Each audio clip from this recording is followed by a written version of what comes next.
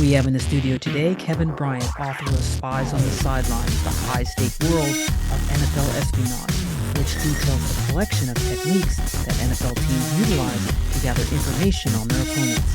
Kevin is an Army veteran with over 20 years of safeguarding and gathering information for the Defense Department and 13 years as a special agent. Hi, Kevin. Welcome to Home My Name is Dana podcast. Hey, Dana. Thanks for having me on. No, I'm excited to talk with you. First, we're going to get started here. Can you tell our listeners a little bit about you, about your background? I know you were an Army veteran and special agent, so can you just kind of give our listeners a little bit about you? Yeah, absolutely. So, I have got 23 years of experience now collecting and protecting information for the Department of Defense. 13 years of that as a special agent. I've got master's degrees in intelligence studies and sports management.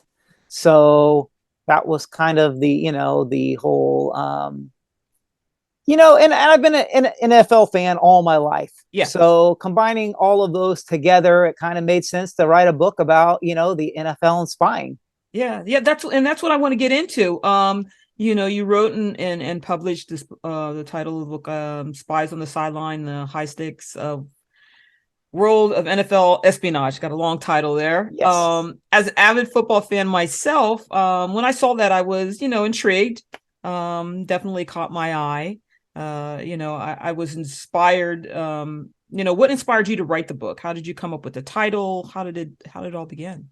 Yeah. So, I think after Spygate, everybody was left wondering a few big questions. And one of those was, how much of this stuff really goes on? And I was, intrigued about all things Spygate at the time. I was researching it, looking on the web. And, you have all those pundits and talking heads out there that were weighing in on their opinions. And I realized these guys don't have any more idea of what the answer to that question is than I do right now. And so I started researching the topic, looking on the internet, trying to find out, hey, what's the history of this spying stuff? And I got really intrigued with it. And it went nowhere for a while. And then Spygate 2 occurred, which was when Josh McDaniels, the former the former Patriots offensive coordinator, right, became the head coach of the Broncos. Way before he's now, the head coach of the Raiders, right? Right. And when he moved over the Broncos, he brought with him a videographer that had been involved in all things Spygate. And that videographer got in trouble for recording a 49ers walkthrough practice with the Broncos. The Broncos got busted for it. Everybody got in trouble for it. But at that point, I really said, man, I've got to know just what all goes on. So I hopped on Amazon. Said, you know what? There's got to be some books on this topic. There was one book called Spygate by Brian O'Leary that only covered the Patriots and only for that, narrow scope of time. Mm-hmm. And I said, well, there's no book on this. And I was just finishing up those degrees. And I said, you know what? I've been wanting to write a book for a long time. I think this is my chance and my subject. And so I just ran with it. And it took forever to do all the research in the writing. So it took me about 7 years to get where I am today. But, working a full-time job and making it a labor of love versus just trying to, crank something out as fast as I can. It took a long time, but I enjoyed the process. Yeah, and I'm going to get into like the Spygate thing a little bit because there's some other, questions that kind of, deflategate. The whole thing there. But did you find when you were researching and writing this book, you kind of now watch football or any other sport a little differently? I mean, you've done a lot of research on how the little intricacies, that happen. So do you find yourself watching the game like, oh, maybe that's, yeah, absolutely. I do. I think, it's one of those, behind the scenes tours is what the book offers. And, I think anytime you learn a lot about what's really going on, not just what you see, you view the game quite differently. I think one of the big things that I realized was, you always wonder when you see a good, solid team lose to, a team that's, let's say, I don't know, 12-2, and they lose to a team that's 2-12. You go, how did this happen? Right. The players are clearly better. What went on? And, spying, gathering information on your opponents is one of those ways that it can happen. In the military, we call it a force multiplier, meaning that if both sides of the battlefield have 1,000 people, okay, things like gaining the upper hand through information can be a big advantage, and it can make 1,000 troops seem like 1,400 or 1,500 troops, because if you know what the enemy is going to do, you can prepare for it and adjust for it. And so that, I think, is what really the book is all about in the spying. It is, how do you gain that advantage through the information you collect on the other team to be able to potentially, pull an upset. I've got lots of stories in the book all over where that is indeed what is taking place. Yeah, I mean, it's very interesting. I've been wanting. I know you kind of reached out to me, a while back, and I'm like, I have so much going on. I said I got to get, because I wanted to hear, I'm in football. I like, other sports, and I'm like, okay, I got to get them on.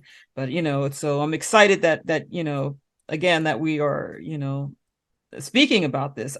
Now, your research into the book, was it like, I'm sure you didn't go up to the team and say, hey, what do you get? What, how do you get the info? How did you like, I guess, I mean, you don't have to tell me your secrets, but like, just give me a little bit how you went about to research. Sure. The team. Yeah. So like I said, I started on the internet and I exhausted it. I literally found the end of the internet. I'm quite sure. And then I moved on to books. So I read about 60 books by or about former head coaches in the NFL, because I didn't want to sit there during the interview process and ask a bunch of, ask them how they do things when I can figure it out myself. And I didn't want to waste, especially when you're asking a coach for his time, right? Yeah. So you've only got so much time and so many opportunities. So I did all of that research, and then I moved on to people that worked in or around the NFL and started asking them. All of the interviews with NFL personnel were done anonymously because it is such a sensitive topic. It is whether you're talking defensive countermeasures to prevent other teams from spying on you, or whether you're talking about the actual collection techniques, these are things that help teams win on Sunday. So, it's very sensitive material, and they didn't want to give anything away that is super, super sensitive and might damage their ability to win. So, everybody I talked to was like, Kevin, I'd love to talk about it. It's a fun subject, but, I just don't feel comfortable. So, offering up that anonymity got some people to open up. And sometimes they would tell me, in generalities, how it worked, without wanting to go into the specifics of their team or opponents, because because of the sensitivity, and that was fine, and that worked well. And what it really did was, through all of my open source research, it gave me the ability to figure out, where are my gaps. Okay. Where's the information that I don't understand how the NFL works, to gather this information. And so then I could sit down with these people and ask them, hey, how do teams do this? How do they do that? And that was fine. And then other people, really were willing to open up and share some great stories, which was fantastic. Right. Getting back to kind of what we were talking about a little bit ago, to me, what came in mind when I saw the title of the book, was the Deflategate. I mean, I think a lot of people will think that's, when they see the title of the book, back when was it 2014, I think, when the allegations of, with the Patriots and Tom Brady and, all that happened, this is when I think the attention of the espionage came to light for me.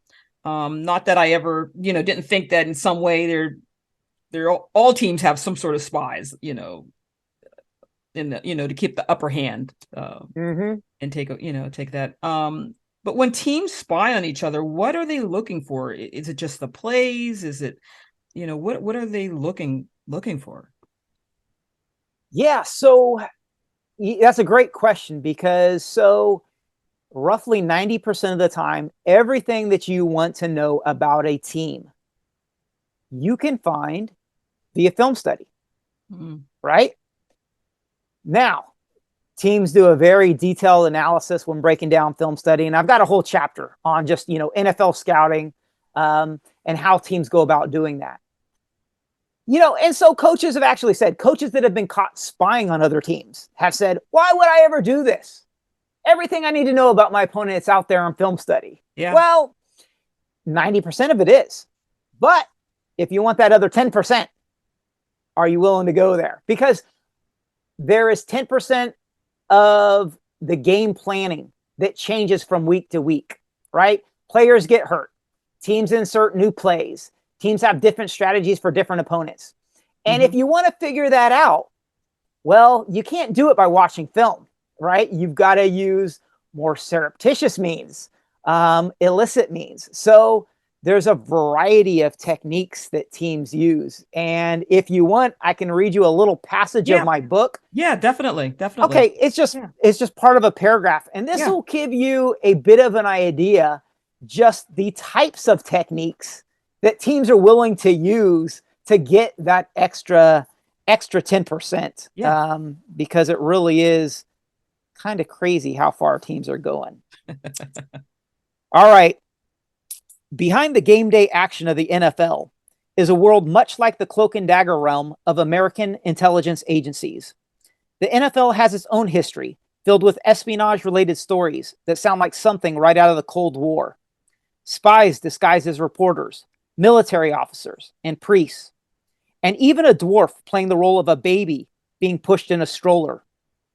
Covert surveillance of targets' movements, hiding draft prospects by shuffling them in and out of hotels in aliases, tap telephones, signals interception, decoy signals, encryption, code breaking, and radio frequency jamming, false flag operations, monitoring air traffic and airline passengers, spies scaling rooftops and telephone poles, and clandestine photography undertaken from high-rise hotels with long-lensed cameras, peepholes, secret listening devices, surveillance photos relayed by zipline, and whispered conversations masked by running water, stolen documents, and trash cans sifted for secrets, subversion of individuals mired in debt, and a hilltop secured by Navy SEALs.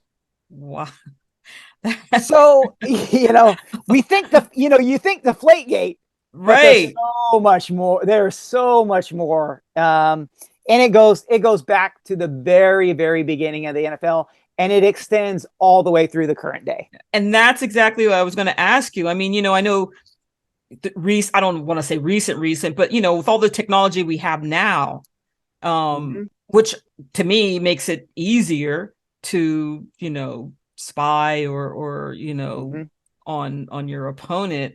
How far or since before all this technology, I mean, how this has been going on forever. I mean, I don't, is it something that's just the technology now has just made it a little easier, I think, or yeah, so it has been going on forever. This goes back all the way. So college football was around since the 1880s, right? So most of these techniques, non-modern day technology techniques, such as spying on practices and all that all goes back to college football, well before the NFL ever came around. But with the NFL, George Halas, who is considered by many to be the founder, or at least one of the founders of the NFL, who was the original coach and owner of the Chicago Bears. He was one of those guys who was, willing to do whatever it takes to get the job done. And the NFL has a long history of those types.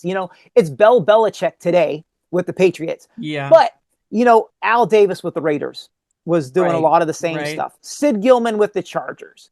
Weeb Eubank with the Jets and the Colts.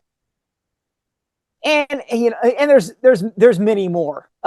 So it's been going on forever. Now, technology has changed certainly since the NFL's beginning to today. So it has changed slightly how spying is done.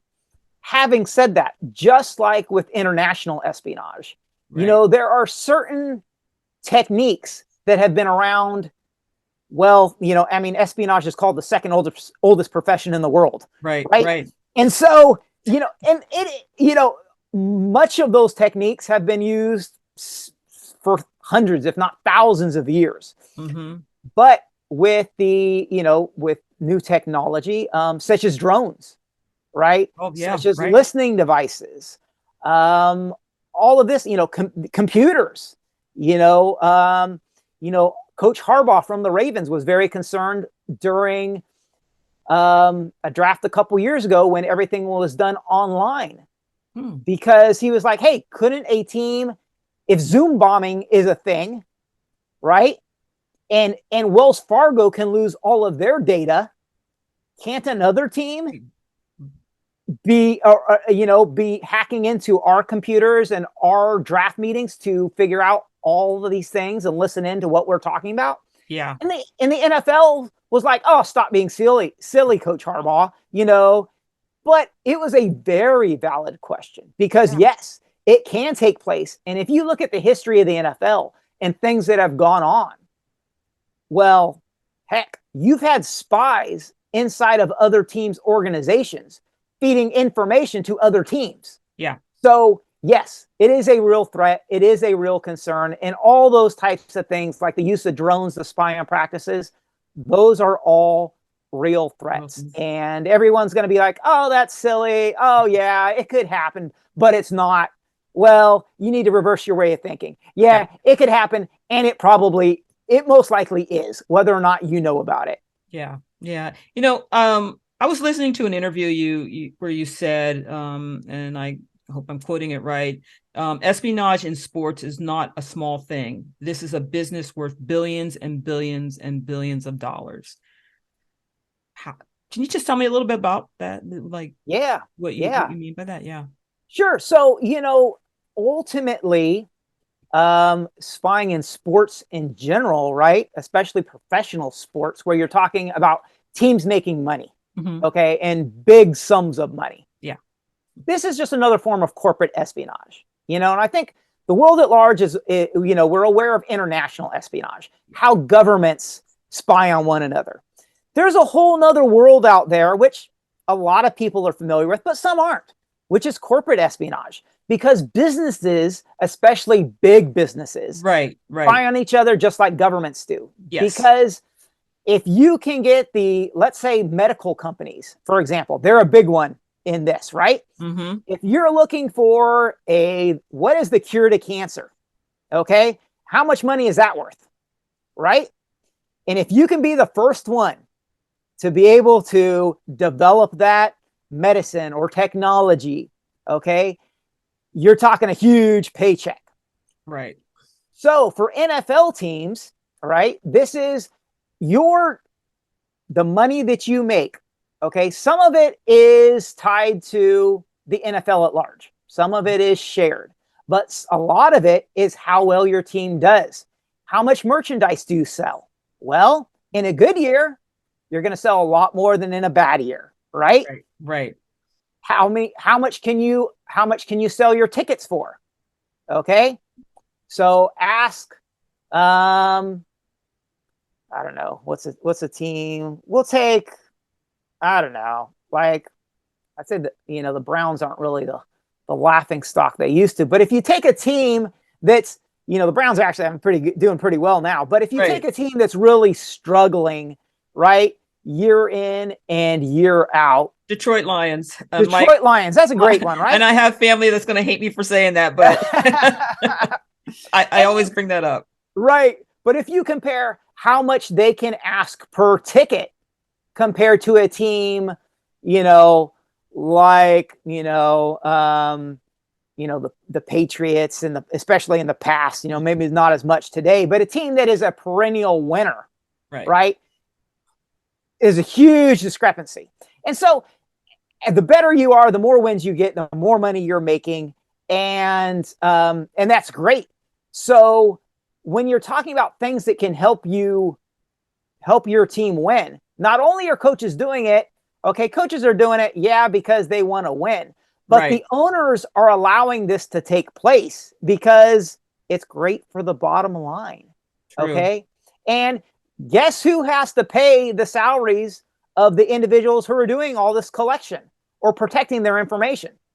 It's the owners. It's the owners. So, it comes down to dollars and cents. Yeah. That makes a lot of sense. Makes a lot of sense. I'm going to take you back a few games ago. I don't remember, like more recent. And I thought this was suspicious. It was during the Green Bay Packers Tampa Bay game. And Aaron Rodgers said he took a look at, said he took credit for the failed Bucks 2-point conversion because, he saw something on the video board. Now, I'm not saying, intentionally, by no means, the video board operator, whoever is the operations that does that. But the timing was a little questionable for me. Do you think that might have played into, it was questionable, how often does that happen? And then at that particular point during the game, any thoughts on that? Well, you've got to be very careful with the media is what, and like a Jumbotron, I just consider, that's kind of an extension of it, right? Because what they put up there, what CBS shows on TV, it can be one of those play sheets with play calls that, what, after that game, if not during that game, that shot of a play sheet is going to get dissected. Right. And so, when you're over on those sidelines, you've got to be very careful about what you've done. There's a reason coaches are holding up the play sheets to their mouth when they're talking like this. Right. Because there are professional lip readers out there that will break down the plays that other teams are calling and sending in to try to inform their coordinators of what is about to transpire. So, it's one of those things potentially somebody use the Jumbotron and try to do it to their advantage? Yes. I think that's probably a stretch to think that's happening. Not that it couldn't be, right?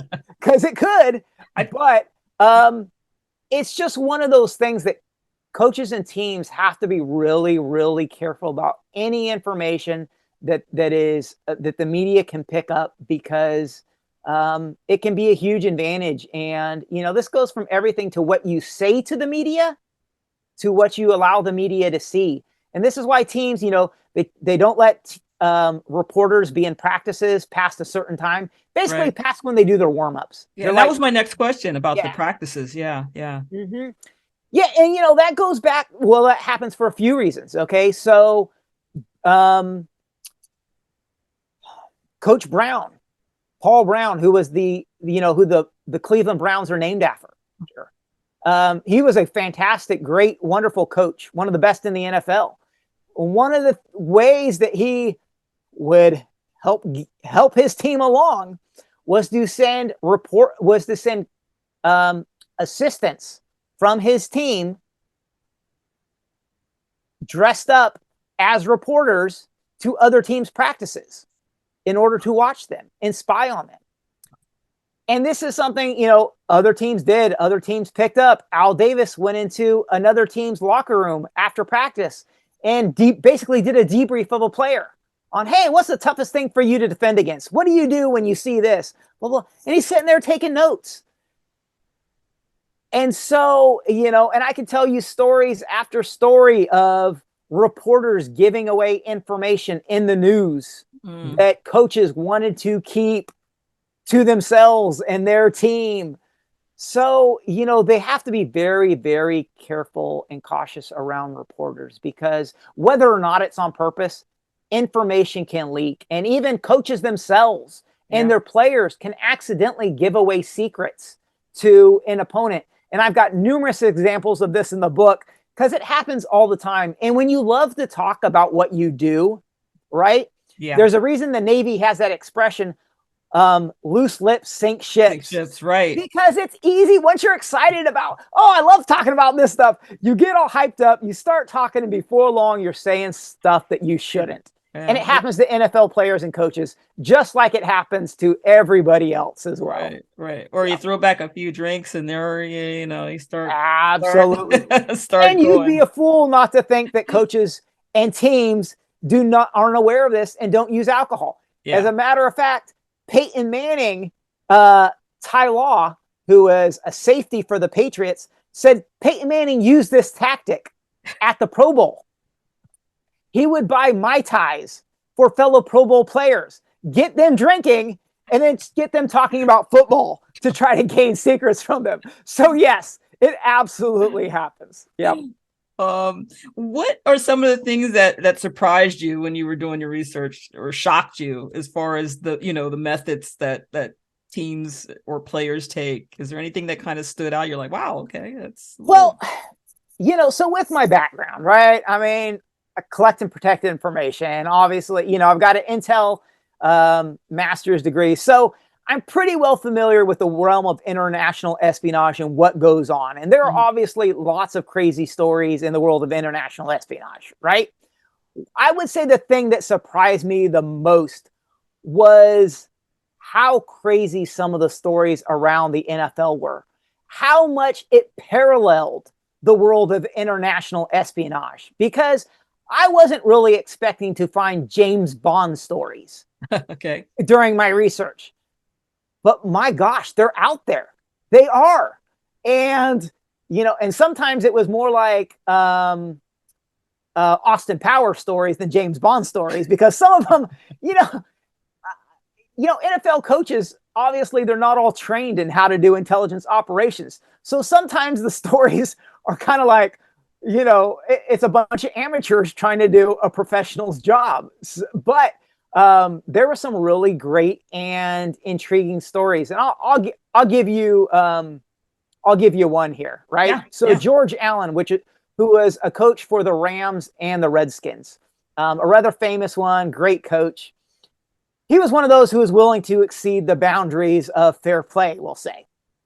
And while he was with the Rams, allegedly, he sent a little person and a woman to a Colts practice that was taking place in Hollywood.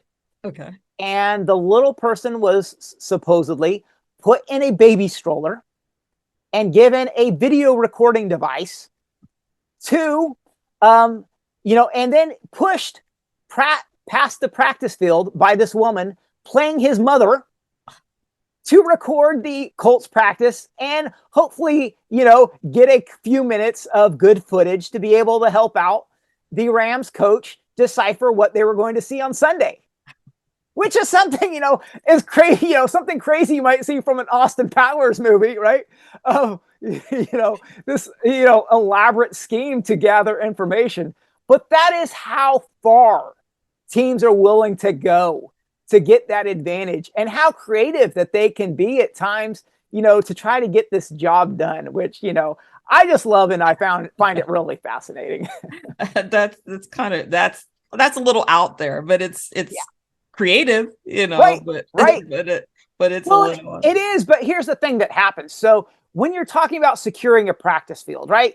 Nowadays, lots of teams have indoor practice facilities, which are secured. Yes. Some are still dealing with outdoor practice facilities. Right. And for teams, especially that are in big cities, it is very challenging to secure those practice fields, because you've got all those high-rise buildings around you. You've got bridge walkways where people are going past.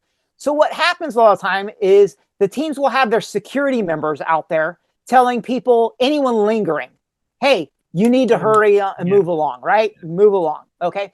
The more suspicious a person looks, okay, the quicker that reaction becomes, okay? So if you're a male between the ages of, let's say, 25 and 50, it's going to be quick. Right. Move along. If you have a phone out or any type of recording device, or you have any paperwork with you, hey, move along, right? If you're a mom pushing her baby in the stroller, you might get a little leeway. It's just a mom out for a walk. Right. How sweet, how innocent. This isn't something to be worried about. Other teams have been worried about the clergy being sent by Al Davis to spy on their teams because they were lingering around practice field. Even nuns.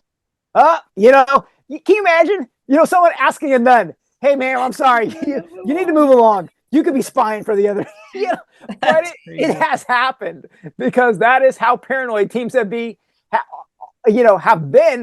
but also how clever teams are. Because I will tell you that Hank Strom, who is a famous coach for the Chiefs, used a member of the team clergy, Monsignor Mackey, to be involved in intelligence collection operations in the past. So you think hey, this is just silly, but teams are paranoid for a reason. Yeah. Wow. That's it's amazing. I mean, I'm getting a lot of information now. Again, now I'll be looking at the football games or anything just slightly different. But do you think that teams have caught on? Because if you're doing it and the other team is doing it, that maybe I guess what I'm saying is each team must know they're a victim if they're doing it themselves. Yeah, you're right. So they do. But what I will say is that, okay, a couple things. So first of all teams are not using all of the various different types of collection techniques, right? So I've got the book broken down basically into what are the techniques that are permissible that everyone is doing. Okay. What are the techniques that are controversial that they may be legal by the letter of the law, but some coaches and teams are going to find them kind of like questionable, such as, using lip reading. Okay, yeah, technically you can use lip readers to try to figure out what our coaches are saying, but some coaches are going to go, man, that's kind of, I don't feel good about that. I wouldn't do it. I don't think that's within, really the, I don't know, the fair play, my sense of fair play that I operate within, right? It's not within my ethical limits, okay? And then you have things that are just plain illicit, that break NFL rules or bylaws, or maybe even U.S. law. Oh, wow. Like using listening devices. Right. Okay? So, so there's a lot of different things to be worried about. And while teams know that all teams are going to be using permissible techniques and maybe some of the others, a very good chance, at least of the questionable activities, the question becomes, how much time and effort do you want to dedicate to that? Because if you're a coach and you're dedicating time to, let's say, preventing the Patriots from spying on you, which was a big thing. It's still a big thing today. Right. But it was definitely a big thing, around, Spygate after that happened. So you spend that time making sure that they can't enter into your visiting team locker room when you're at Foxborough. You worry about them debriefing players that were formerly part of your team, and all of these other things, taping your signals from your practices, spying on your practices. Well, what are you not doing? Right. Because as a coach, you're already working 14 to 16-hour days. There is no time to be dealing with all of this unless you're cutting something else out of your schedule. So it creates a dilemma. Yeah. And some teams just go, you know what? We're not going to worry about it. And that can be very problematic. Yeah. The Patriots will tell you during the Spygate years, some of the teams, what they were doing was they're taping signals during a game of a coordinator, right? Who's sending in, hand signals of upcoming plays. And they're recording it and they're matching it up with the play that happens to figure out what does this signal mean, right? And so the second time that they play them that year, or maybe even a later year, if they don't change their signals, they know what's going to happen. And the Patriots had a lot of success with some AFC East teams that they played twice a year that frankly weren't very good at the time, such as the Bills and the Dolphins, who were, frankly, they weren't changing their signals often enough. They weren't concerned about it enough. And the Patriots, at some points, the Patriots coaches, there's an incident in my book where they tell another coach, hey, that was amazing that you guys beat us because we knew every single play you were going to run. And if you don't think that is an advantage, right? And you say, oh, so you can still beat a team like that.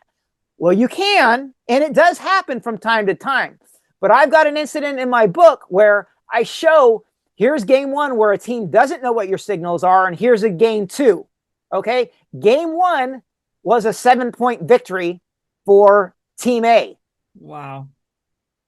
Game two, the score was like 61-7 for Team B.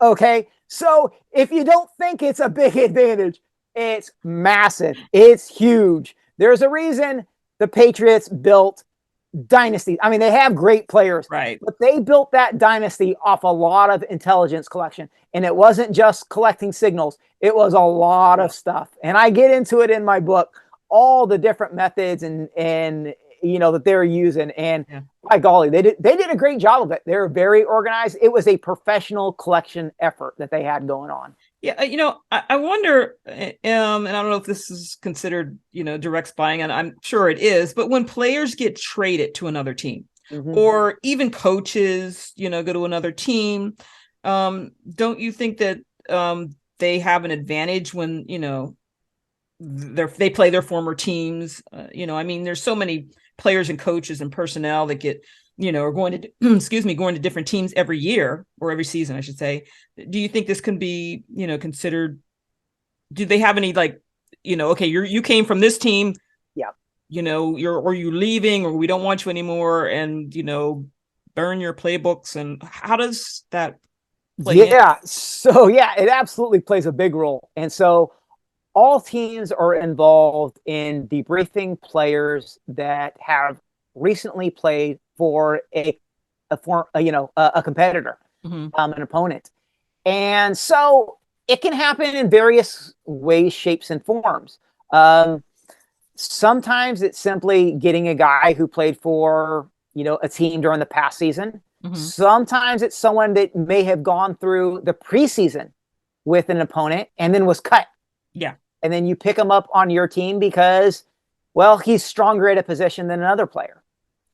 But it can also happen where you pick up a player and add him either to your practice squad, which is a big technique, because if you put a guy from another team's practice squad and bring him up on your active roster, there's no way that other team can keep him.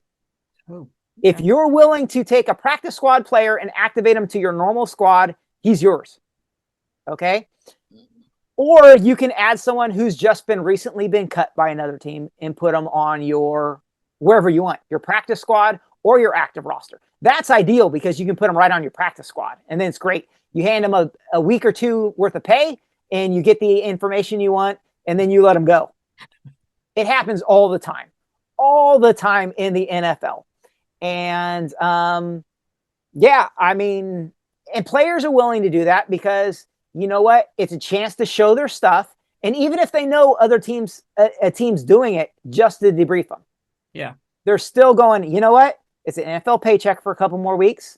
And it gives me a chance to latch onto the team long-term. And you never know what's going to happen. Maybe if it's a wide receiver, maybe that week a wide receiver goes down. And then it's like, oh, I was on the practice squad, but guess what? I just got added, and here's my chance to show what I've got. So it happens. But, even if a player doesn't get picked up or a coach doesn't get picked up by a team, sometimes they will even call the next opponent and be like, you know what? I'm so ticked off that my team just cut me. I'm going to call up they're playing the Packers next week. I'm going to call the Packers coaches and let them know, hey, here's what's going on. Here's the game plan. Here's these signals. And they'll just spill the dirt. That goes on as well. Wow. I mean, these are things I'm now, again, like I said a little earlier, I'll be watching the games. I'll be like, oh, wait, that's kind of what is happening there. What type of feedback are you getting from the book? And also, I also saw an article you posted about the cheating scandal in chess. hidden cameras and listening devices. And just recently, there was a New York Times article, and I'm probably going to mess up the guy's name, but he was a chess grandmaster. Hans Niemann was accused of cheating. So two-part question, I guess. One, what type of feedback are you getting from the book? And as far as other sports, what are you seeing the same thing happening? Yeah, so the feedback's been pretty good. I think, I constantly get asked, doesn't the NFL have a problem with this book and all this? But for the most part, the information that is out in my book is available somewhere else, whether it is an article or whether it is another book. Mm-hmm.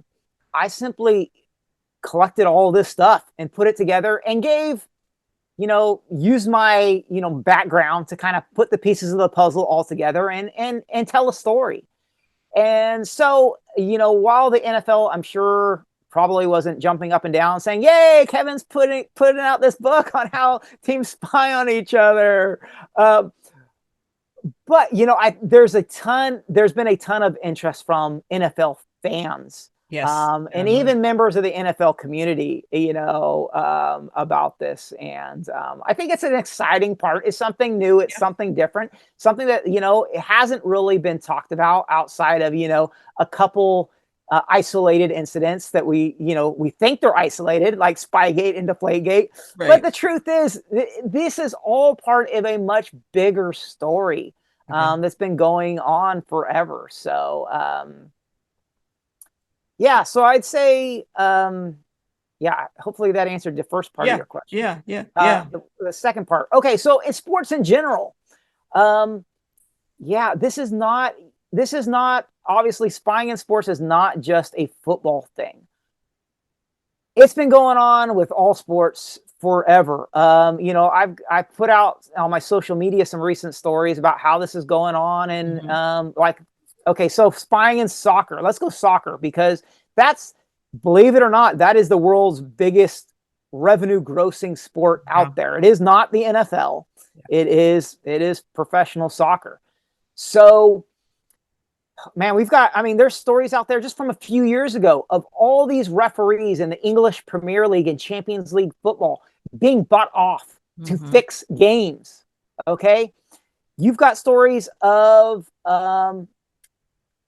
Qatar, who's hosting the World Cup. They hired a company led by a former CIA official to help them win the bid for the World Cup, spending potentially billions and billions of dollars to make this happen.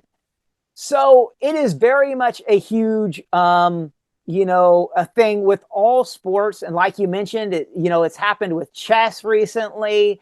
It's happened with baseball. Obviously, you've got the Astros big spying scandal that went on, filming signals. Also, another team tapping into an opponent's computers, being able to hack into their database to get their draft information.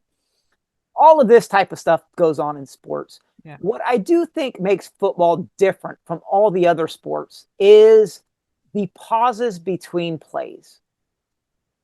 What that does is it gives coaches the chance to control a game. Yeah. And when a coach can control a game and determine what a team will do with rehearsed plays, where all 22 people on the field, more or less, are just doing what a coach is telling them to do, it allows the opportunity to, when that information has to be sent in onto the field, it can be intercepted as well via tapping into headsets, via deciphering signals that are being sent in, via lip reading, via debriefing other players about, former players about all this stuff. There are so many ways to collect all of that information.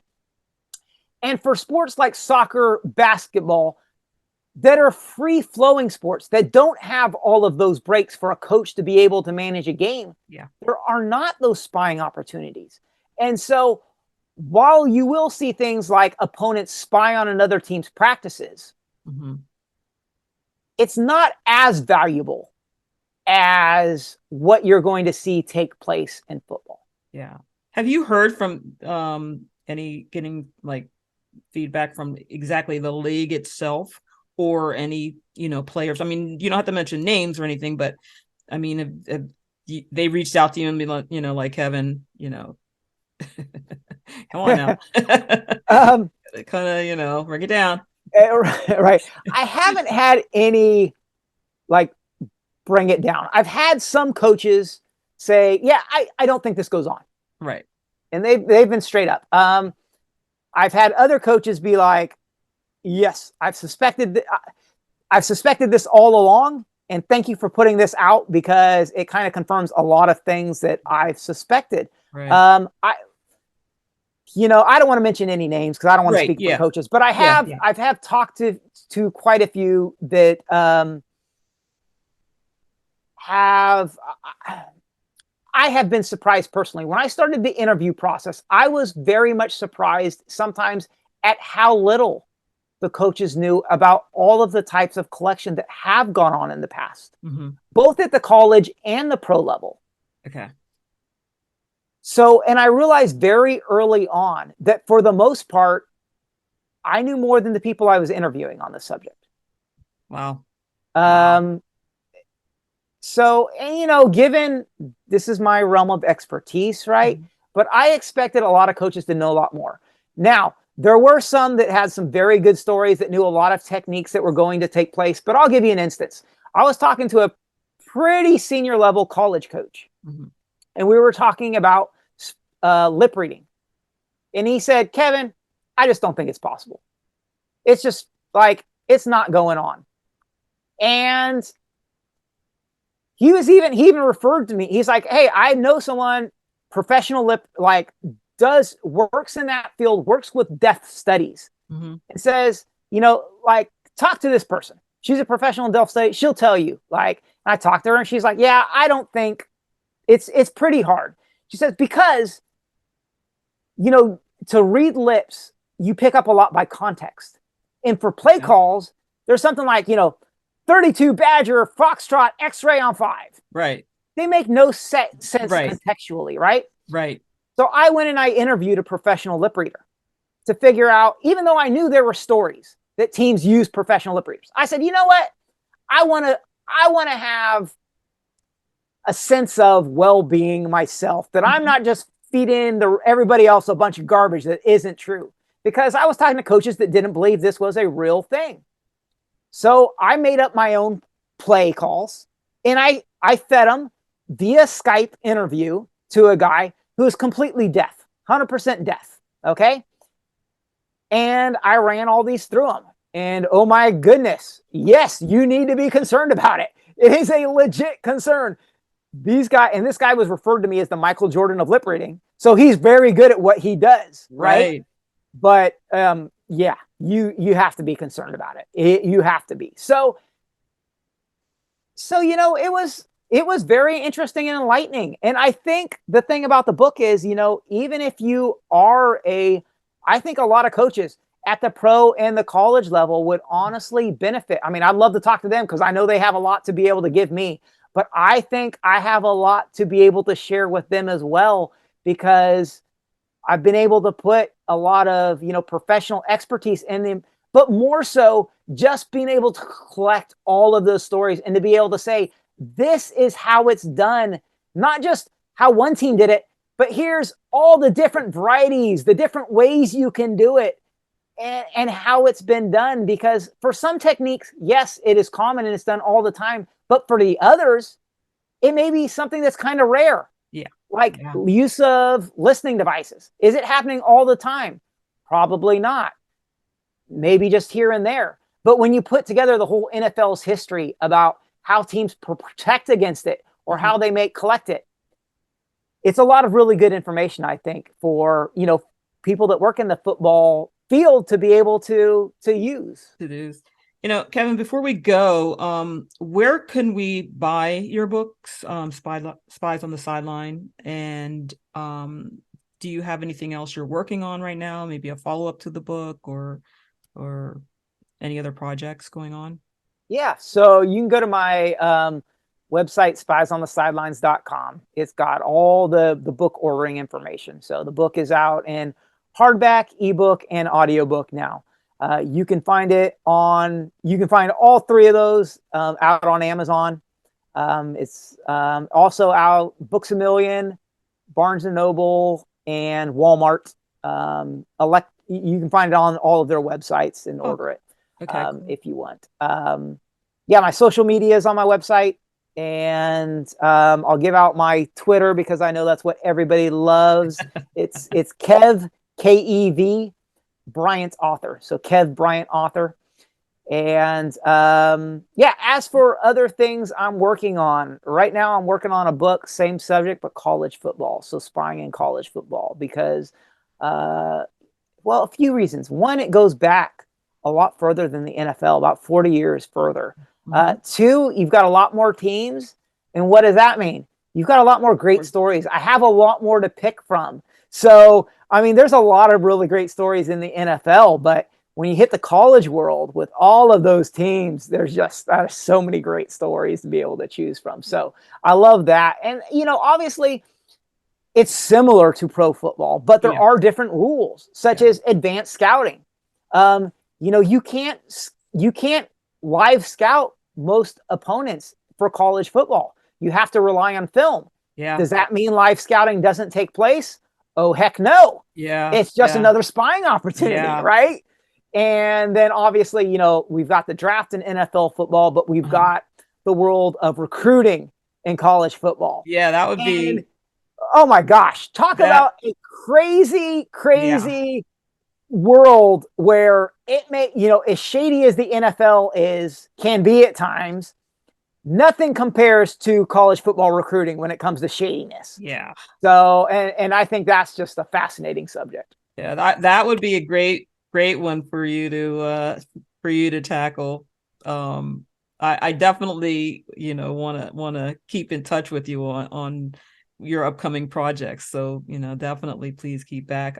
Kevin, I want to thank you for being on the Hello, My Name is Dana podcast. Again, please keep me posted. I definitely want to have you back on because once you do the college football and recruiting and everything, I think that's gonna tie everything together, and our listeners would definitely want to see where you take it and everything. So again, thank you for being on the show. Absolutely. Thanks for having me as a guest. Thank you. Well, that's it for this edition of Hello, My Name is Dana podcast. Please contact us at dlcarter7575@gmail.com and listen to more exciting interviews on Apple, Spotify, Amazon Music, iHeartRadio, or visit us at hellomynameisdana.com. You can also catch the full video interview on my YouTube channel, Hello, My Name is Dana.